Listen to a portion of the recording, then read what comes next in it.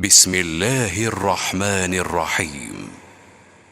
والشمس وضحاها والقمر إذا تلاها والنهار إذا جلاها والليل إذا يغشاها والسماء وما بناها والأرض وما طحاها ونفس وما سواها فألهمها فجورها وتقواها قد أفلح من زكاها وقد خاب من دساها كذبت ثمود بطغواها إذ انبعث أشقاها فقال لهم رسول الله ناقة الله وسقياها فكذبوه فعقروها فدمدم عليهم ربهم